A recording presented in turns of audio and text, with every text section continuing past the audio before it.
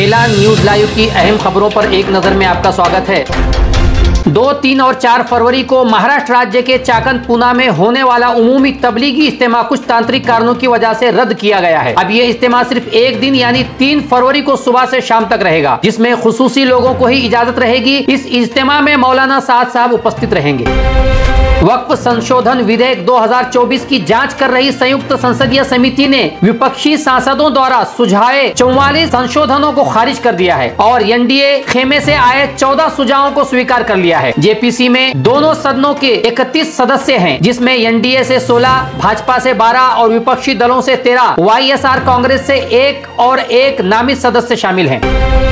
महाकुंभ में सोमवार को आयोजित की गई धर्म संसद में सनातन बोर्ड बनाने की मांग की गई। धर्म संसद में करीब 5000 साधु संत और भक्त मौजूद थे, लेकिन 13 अखाड़े और 4 शंकराचार्य शामिल नहीं हुए। धर्म संसद में विद्या भास्कर ने प्रधानमंत्री मोदी से संसद में वर्शिप एक्ट को खत्म करने की मांग की। कांग्रेस ने उत्तर प्रदेश के महू से जय बापू जय भीम जय संविधान अभियान की शुरुआत की है। इस मौके पर राहुल गांधी ने कहा कि प्रधानमंत्री नरेंद्र मोदी ने अरबपतियों का 16 लाख करोड़ रुपए का कर्ज माफ किया, लेकिन देश के किसान, मजदूर और छात्रों का कर्ज माफ नहीं किया। राहुल ने कहा कि जीएसटी आप लोग देते हैं, मेहनत आप करते हैं और हिंदुस्तान में चीन का माल अडानी और अंबानी बेचे। समाजवादी पार्टी के राष्ट्रीय अध्यक्ष अखिलेश यादव, सांसद इकरा हुसैन, तृणमूल कांग्रेस के सांसद और फिल्म अभिनेता शत्रुघ्न सिन्हा समेत समाजवादी पार्टी के कुछ और नेता भी दिल्ली में विधानसभा चुनाव में आम आदमी पार्टी के लिए प्रचार करेंगे।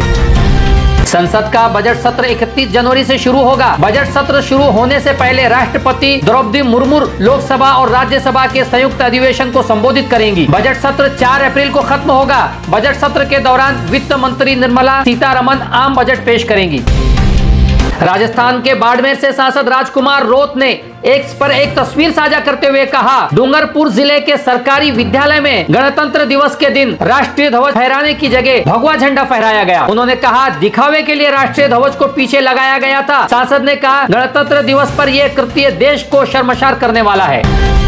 सुप्रीम कोर्ट ने ताहिर हुसैन को पुलिस हिरासत में पैरोल की शर्त के तहत सुरक्षा खर्च के रूप में प्रतिदिन 2,47,000 रुपए जमा कराकर 29 जनवरी से 3 फरवरी तक दिल्ली विधानसभा चुनाव के लिए प्रचार करने की इजाजत दी है। वहीं डेरा सच्चा सौदा के प्रमुख और बलात्कार मामले में दोषी ठहराए गए गुरमीत राम रहीम को 30 दिन की पैरोल दी गई है।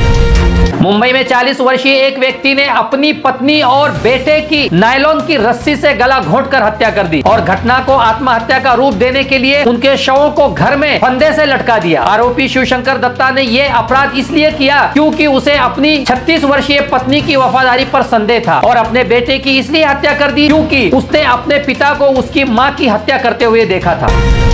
अमेरिका के राष्ट्रपति डोनाल्ड ट्रंप शपथ ग्रहण के बाद लगातार एक्शन मूड में हैं। वो रोजाना किसी न किसी नए आदेश पर साइन कर रहे हैं। अब उन्होंने देश में आयकर यानी इनकम टैक्स को खत्म करने की तैयारी में प्रस्ताव रखा है। ट्रंप ने कहा, अमेरिका जल्द ही बहुत अमीर बनने वाला है। बता दें कि 1913 से पहले अमेरिका में कोई आयकर नहीं था। अहम खबरों पर एक नजर के लिए देखते रहिए रोजाना शाम में एलान न्यूज लाइव।